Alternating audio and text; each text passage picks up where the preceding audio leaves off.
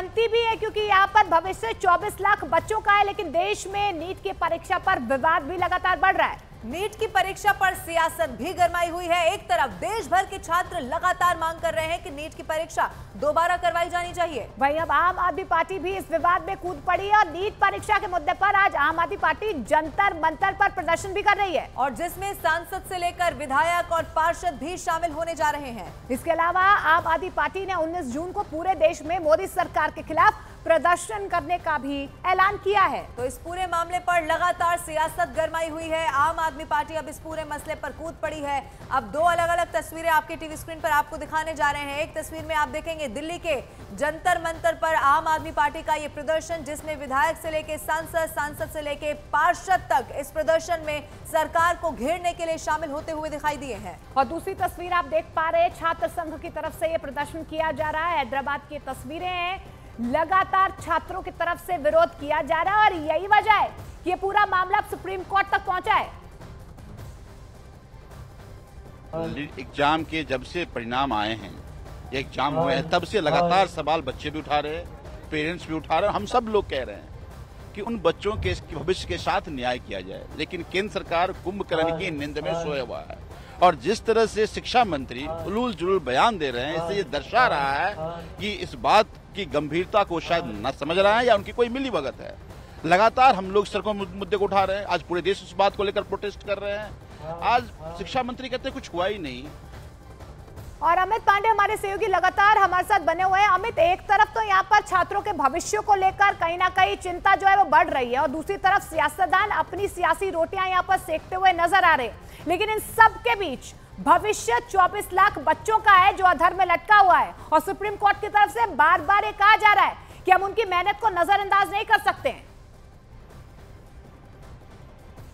जी बिल्कुल, और इस मामले में जैसे ही नेशनल टेस्टिंग एजेंसी के ऊपर सवाल उठना शुरू हुआ है, चाहे कांग्रेस हो या आम आदमी पार्टी हो या अन्य दल है, वह नीट की परीक्षा के ऊपर सवाल उठा ही रहे हैं। और जाहिर सी बात है आने वाले दिनों में भी इस पर राजनीति बढ़ती हुई देखने को मिलती है, क्योंकि युवा है, छात्र है, उनके भविष्य को सवाल है। और अगर अदालत ऐसे ही टिप्पणी अपनी लगातार अगर देता रहे और 8 जुलाई को नेशनल टेस्टिंग एजेंसी के ऊपर सवाल उठता है, तो जाहिर सी बात है राजनीति इस पूरे के पूरे प्रकरण पर और ज्यादा बढ़ेगी। जी ठीक है अमित, आप नजर बना के रखिएगा, कोई अपडेट होगा तो फिर आपका रुख करेंगे। आगे बढ़ते हुए बता दें, नीट परीक्षा में धांधली के आरोपों की जांच कर रही बिहार की ईओयू यानी कि आर्थिक अपराध इकाई की टीम दिल्ली के लिए रवाना हो गई है। इस टीम में डीएसपी गिरीश कुमार और एक अधिकारी हैं। ईओयू की टीम एनटीए ऑफिस जाएगी।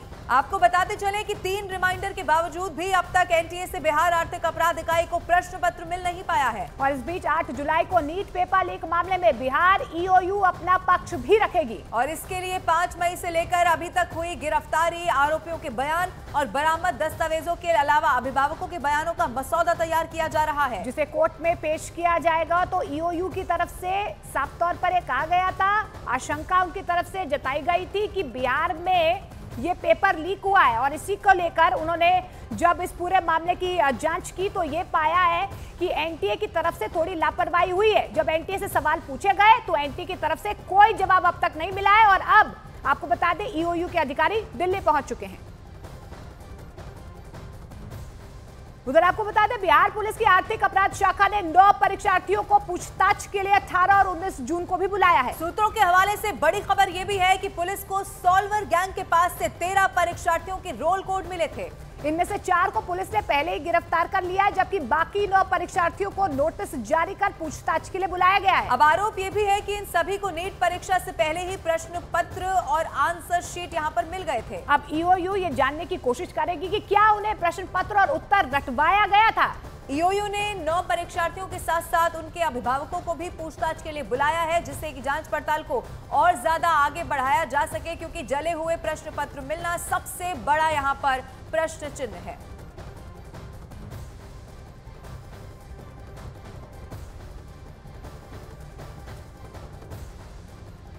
और चलिए अब आपको समझाते हैं कि नीट परीक्षा में पेपर लीक का पर्दाफाश आखिर हुआ कैसे। देखिए, बिहार में पेपर लीक के आरोप में 13 लोगों की अब तक गिरफ्तारी हो चुकी है और इनमें से एक आरोपी सिकंदर कुमार ने पेपर लीक कांड में अपनी भूमिका कबूल कर ली है, जिसके बाद 2 लोगों के नाम सामने आए हैं। तो हम आपको ग्राफिकली समझाने की भी कोशिश कर रहे हैं कि पेपर लीक की पूरी क्रोनोलॉजी क्या है। अब तक 13 आरोपी बिहार से गिरफ्तार हुए हैं। आपको ये भी बता दें, 2 इसमें अहम किरदार हैं। अमित आनंद एक का नाम है, दूसरे का नाम नीतीश कुमार है। शैक्षिक परामर्श फर्म ये चलाते थे, इनके बारे में जानकारी मिली है। और ये भी कहा जा रहा है कि परीक्षार्थियों को एक जगह पर भी बुलाया गया है। कुछ परीक्षार्थियों से पूछताछ हो चुकी है। ये दावा किया जा रहा है ईओयू की तरफ से कि प्रश्न पत्र तो उन्हें मिले ही है, इसके अलावा क्या उन्हें उत्तर भी रटवाए गए हैं। और इसी को लेकर अब पूरी जांच पड़ताल को आगे बढ़ाया जा रहा है और इसीलिए आपको बता दें कि पूछताछ के लिए न सिर्फ परीक्षार्थियों को बुलाया गया है बल्कि उनके साथ अब अभिभावकों को भी बुलाया गया है, जिससे कि ये पता लगाया जा सके। और सबसे बड़ी तस्वीर जो इसको लेकर सामने आई है वो आपके टीवी स्क्रीन पर। तो देखिए, 13 परीक्षार्थियों के रोल नंबर मिले हैं, 4 परीक्षार्थी गिरफ्तार हुए हैं, 9 से पूछताछ की तैयारी जो है वो की जा रही है। ये आगे की कार्रवाई जो हो सकती है, ये भी आरोप लग रहे हैं कि 30 लाख में कहीं ना कहीं प्रश्न पत्रों को लेकर लेन देन भी हुआ है। तो आपको बता दें, बिहार से अभी तक 13 आरोपी गिरफ्तार हो गए हैं। आरोपी इंजीनियर सिकंदर कुमार प्रश्न पत्र लीक कराने की बात कबूल कर ली है उसने। इसके अलावा 2 अहम किरदार अमित आनंद और नीतीश कुमार निकल कर आए हैं। शैक्षणिक परामर्श फर्म ये चलाते हैं। परीक्षा से एक दिन पहले प्रश्न पत्र इन्होंने हासिल किया और अमित आनंद पेपर लीक में पहले भी जेल जा चुका है और इसीलिए शक यहाँ पर ज्यादा गहरा रहा है। पटना में आपको बताएं, सेफ हाउस चलाया जाता है। परीक्षार्थियों को एक जगह पर बुलाया गया, उत्तर रटवाए और सीधे एग्जाम सेंटर में ये खुद उन परीक्षार्थियों को छोड़कर आए। अब ये भी सवाल उठ रहा है कि सौदा हुआ है और प्रश्न पत्र के बदले 30 लाख के लेन देन का आरोप भी लग रहा है।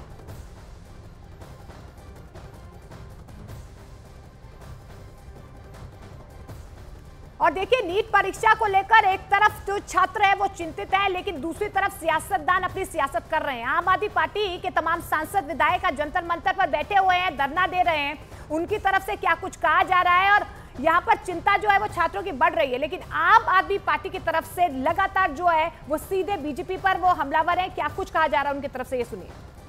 नीट परीक्षाओं में अनियमितताओं के खिलाफ आम आदमी पार्टी भी अब सड़क पर उतर आई है। फिलहाल मैं आपको तस्वीरें दिखा देता हूं। ये जंतर मंतर की तस्वीर है, जहां पर आप देखेंगे मंच पर आम आदमी पार्टी के तमाम बड़े नेता, राज्यसभा सांसद संजय सिंह हैं, गोपाल राय हैं, मंत्री दिल्ली सरकार में। तो वहीं इस वक्त सौरभ भारद्वाज को मैं देख पा रहा हूँ कि वो यहाँ पर संबोधित कर रहे हैं। और इस प्रदर्शन में हिस्सा लेने के लिए आम आदमी पार्टी के विधायक, सांसद और दिल्ली में जो पार्षद हैं वो यहाँ पर हिस्सा लेने आए हैं। और ये प्रदर्शन नीट एग्जाम को दोबारा से कराने की मांग के जो समर्थन है छात्रों का, वो समर्थन यहाँ पर छात्रों को देते हुए आम आदमी पार्टी के नेता दिखाई दे रहे हैं। साथ ही जो पार्षद हैं वो भी यहाँ पर पहुंचे हुए हैं। और आप यहाँ पर अगर देखेंगे तो बाकायदा एक मंच यहाँ पर लगाया गया है और इस तरीके से पोस्टर बैनर लेकर यहाँ पर आम आदमी पार्टी के तमाम नेता पहुंचे हैं, जिसमें लिखा है कि नीट एग्जाम घोटाला, मोदी सरकार जवाब दो। तो एक तरीके से केंद्र सरकार को घेरने की कोशिश यहाँ पर करते हुए दिखाई दे रही है आम आदमी पार्टी। कुछ आम आदमी पार्टी के प्रवक्ता भी यहाँ पर हैं। जिस तरीके से हम देख रहे हैं कि आप लोग प्रोटेस्ट यहाँ पर कर रहे हैं, आम आदमी पार्टी